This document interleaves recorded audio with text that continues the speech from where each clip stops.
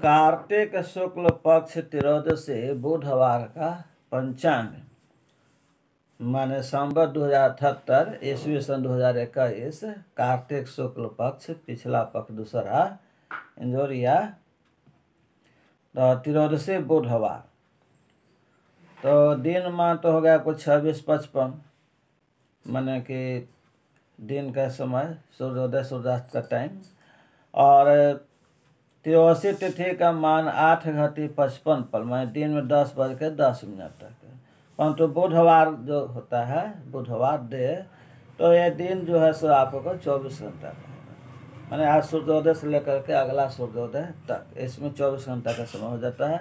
अब दिन बड़ा हो चाहे रात बड़ा हो उससे कोई मतलब न है। एक सूर्योदय से दूसरा सूर्योदय का समय 24 घंटा होता है। हाँ, बहुत ज़्यादा मेहनत में जाइएगा, हाई एजुकेशन तो हो सकता है डिफरेंट हो सेकंड में, वो अलग बात है, लेकिन मान के चले यही उतना मेहनत जान कर सकता नहीं है। और अश्विनी नक्षत्र का मान 42:15 पल तथा रात के 11:31 तक। एक घटी पल जो है ना ये प्राचीन घड़ी टाइम है। आधुनिक घड़ी जो है सो आप लोग के सामने है, इतना बजकर कितना मिनट होता है, 1 घंटा का चलता है, घटी 24 मिनट का चलता है, उन्हें और मेहनत होता है। उतना महीना हम जनता में प्रचलित नहीं हुआ, फिर गुलामी के चलते वो सब समाप्त हो गया। हम लोग का अपना संस्कृति धर्म और गुलामों लोगों का जो संस्कृति था वो सब हम लोग अपना लिए। मजबूरन भी हुआ, ज़बरदस्ती भी हुआ, ज्ञान का अभाव भी हुआ। इसीलिए हम लोग कहते हैं कि 12 रात के बाद दिन बदल गया। अरे यार, दिन कहाँ बोला, दिन जब हुआ ही नहीं तो दिन बदला कहाँ से। गुलाम अब नहीं हो, अब गुलामी का जंजीर तोड़ो, छोड़ो और अपना धर्म संस्कृति से जुड़ो।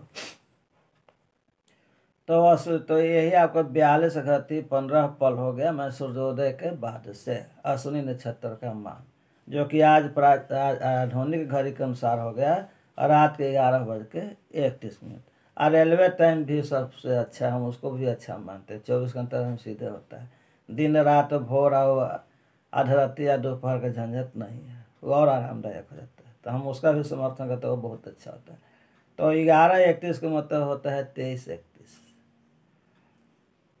व्यतिपात जो का मान है 52:48 पल, मैंने दम चल जाएगा रात्रि 3:44 तो भोर तक।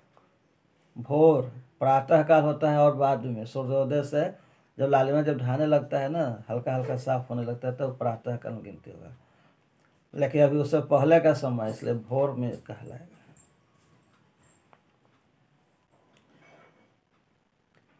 तो व्यतिपात जो भोर में आपको 3:44 पर आवेगा, 3:45 बजे लगभग। तो व्यतिपात जोग अच्छा जोग नहीं है, इसको उत्पाती जोग भी हम लोग ठेठ भाषा देहाती हिंदी में या हम बोलचाल की भाषा कहते हैं उत्पाती जोग। तो उत्पाती जोग अच्छा नहीं, उत्पात करता है। तेतिल कर्म तो लगभग ठीक है, जो 8:55 पल पर रहेगा। गर जो है 40:37 घटी पल माने ये भी 12 रात तक चल जाएगा, तो ये भी ठीक नहीं है। यानी कि आज मिला जुला करके खराब चल रहा है। बुधवार ठीक है, त्रयोदशी ठीक है, अश्विनी नक्षत्र ठीक है, लेकिन 27 वाला है, इसलिए रात 11:31 तक जब तक अश्विनी नक्षत्र है तब तक अश्विनी नक्षत्र मेष राशि का 27 रहेगा। मृत्यु जोगा है, मैंने 24 घंटा मृत्यु ये जोग बना हुआ है। यानी कि मैंने आज बच्चा जन्म लेगा उसका मृत्यु जल्द हो जाएगा, माने वो अल्पायु होगा, दीर्घायु नहीं होगा। या और अन्य ग्रह जो यदि शुभ कार्य अच्छे बढ़िया हो तो ये माने टल सकता है। केवल एक नियम बताया ना, और बहुत सारे नियम भी लगते हैं। जन्म कुंडली में कैसा ग्रह जोग है, कैसा लग्न है, क्या है, उन सब चीज़ों पर भी निर्भर करता है, अनेकों बातों पर निर्भर करता है। लेकिन एक बात ही आपका हुआ कि यदि मृत्यु जोग में जो भी काम करेंगे उसमें आपकी या आपके किसी सदस्य परिवार की मृत्यु होगी।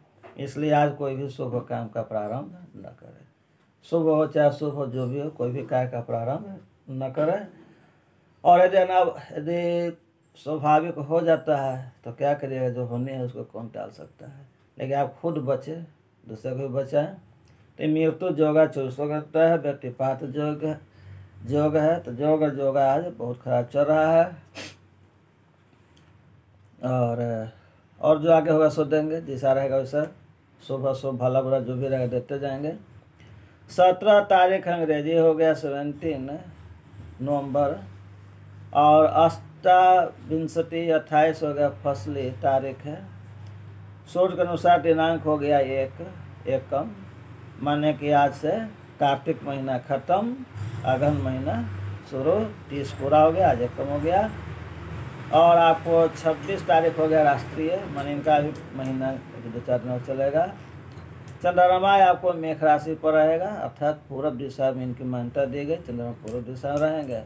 तो पूर्व दिशा में रहेंगे तो पूर्व दिशा और उत्तर दिशा की यात्रा शुभकारी होगा। लेकिन उत्तर दिशा में दिशा 16 बुधवार होने चलते, उत्तर दिशा 16 है, इसलिए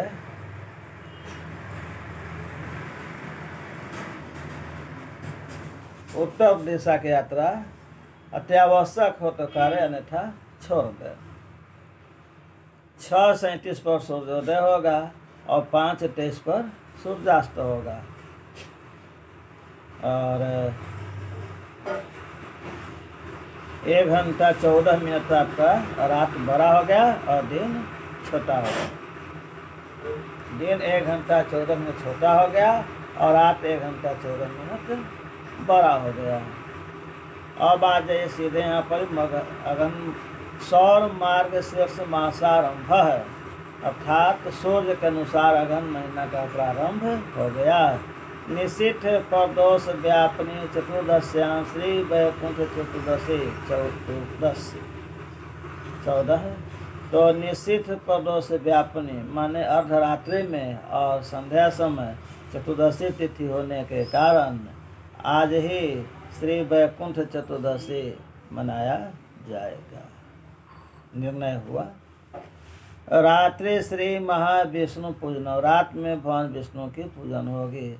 अरुणोदय काश्याम मणिकर्णिका स्नानम माने अरुणोदय काल प्रातः काल सूर्योदय के समय काशी में मणिकर्णिका घाट पर स्नान दान का महत्व हुआ। स्नान करेंगे, इसमें दान नहीं लिखा, लेकिन दान मान के चलिए, स्नान दान शाब्दिक अर्थ है, संयुक्त है। श्री विश्वेश्वर पूजनम, श्री विश्वनाथ भगवान की पूजा होगी काशी में। नर्मदेश्वराय तुलसी समर्पणम, नर्मदेश्वराय को भगवान को तुलसी समर्पण की जाएगी। उक्तम च बिना हरि पूजा तो क्रोध रुद्राश्च अर्चनम व्यथा तस्य भवेत पूजा सत्यमेव उत्तम।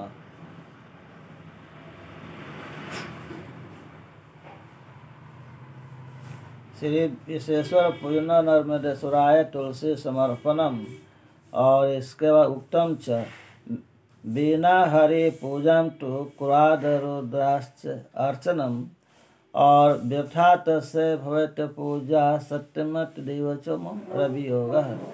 यानी भगवान विष्णु की और भगवान शिव की जो पूजा हम जो लोग करते हैं, अर्चना करते हैं, और बिना तुलसी की नहीं होनी चाहिए। बिना तुलसी के भगवान विष्णु और शिव का पूजा किया हुआ व्यर्थ होता है। तो व्यर्थ नहीं होता है। व्यर्थ होने का मतलब, कहने का मतलब है कि थोड़ा सा ध्यान देने की होता है। कहने का मतलब कि भगवान विष्णु हो शिव हो, जैसे उनका नाम लेने से उद्धार कल्याण होता है, तो उनका किया हुआ पूजा व्यर्थ कैसे हो सकता है? नहीं, कभी नहीं हो सकता है। जितना आप करेंगे उतना जरूर मिलेगा, ऐसी बात नहीं है। लेकिन इस तरह के हम लोग के शास्त्र में वर्णन कर दिया जाता है, उसका महत्व को बढ़ाया जाता है, उसका महिमा को बतलाया जाता है कि विष्णु और शिव की पूजा बिना तुलसी के ना करें, अर्थात बिना शिव, इसका यही मतलब हुआ। लेकिन अभाववश या किसी कारणवश भगवान विष्णु और शिव की पूजा बिना तुलसी के कर देते हैं तो कोई दिक्कत नहीं है, अच्छा है, जितना करिए, था जितना करिएगा उतना ही मिलेगा ना। और बाज़ार में जाइएगा तो जितना पैसा रहेगा उसी के अनुसार सामान लीजिएगा, और आपका झोला भी उतना बड़ा होना चाहिए। पैसा तो मान लीजिए बहुत है, आज झोला छोटा है तो सामान कितना लीजिएगा। तो बाज़ार से जब सामान खरीदने जाते हैं तो आपको उतना बड़ा झोला भी होना चाहिए, उतना रकम भी होना चाहिए। तो जितना रकम होगा, जितना बड़ा झोला होगा, उतना ही सामान लेकर आप आएंगे। उसी तरह से हरि के भगवान की आराधना जो करते हैं, पूजा पाठ करते हैं, तो आपको उतना ही प्राप्त होगा जितना आपके दिल से, भाव से, श्रद्धा से, भक्ति से, प्रेम से आप उनके आराधना पूजन करते हैं। बाजार में अरबों खरबों का संपत्ति पड़ा हुआ है ना, लेकिन वो सब आपका नहीं है। आपका तो उतना ही है जितना आपका पैसा है और जितना आपका बड़ा झोला है, घर में रखने का जगह है। तो आप अपना दिल दिमाग को बड़ा कीजिए, शरीर को बड़ा तो नहीं कर पाएंगे, तो दिल दिमाग को बड़ा कीजिए, ज्ञान को बड़ा कीजिए। और कहने का मतलब ये हुआ कि ऐसे महत्व दिया गया है कि श्री विष्णु और शिव की पूजा बिना तुलसी की ना कर व्यर्थ होता है, अर्थात उसमें न्यूनता आता है, कमी आता है। महत्व इसको बढ़ाया गया है। तो यथासंभव जैसा हो, जितना बने उतना करें। कहा गया कि भगवान शिव पर एक लोटा जल भी चढ़ा दिए से उससे भी भगवान प्रसन्न हो जाते हैं। तो तुलसी के पत्ता की बात क्या किया जाए, तो जितना अधिक से अधिक हो उतना अच्छा है। तो जय हिंद, जय भारत। शंकर दयाल मिश्र, आदित्यपुर। मेरा कार्यक्रम आपको जरूर अच्छा लगा होगा तो लाइक कर दीजिए। दोस्तों को दिखाना चाहते हैं तो शेयर कर दीजिए। हमसे जुड़े हुए रहने के लिए नीचे आपको SVB करके सब्सक्राइब लिखा हुआ होगा लाल अक्षर से, उसको छू के काला कर दीजिए, उसका घंटी बजा दीजिए। ये 5 काम करते तो आपका भी पच कल्याण और मेरा भी पच कल्याण हो गया। अब कहिएगा कि हम आपसे क्यों जुड़े, तो एक तो प्रोग्राम आप देख लिए, समझ लीजिए किस तरह का कार्यक्रम आपको देते रहते हैं हमेशा प्रतिदिन का। और दूसरा भी है कि ज्योतिष है, जन्म कुंडली है, ग्रह है, रत्न है, रुद्राक्ष है, नगीना है, भजन है, कीर्तन है, बटगिरी है, बहुत सारे चीज़ें हैं। हर तरह की चीज़ों में हमको ज्ञान है, उस तरह की चीज़ हम देते रहते हैं। कहीं तीर्थ स्थान पर गए तो वहाँ का वीडियो फोटो कार्यक्रम जो होगा देते रहते हैं। जय हिंद, जय भारत।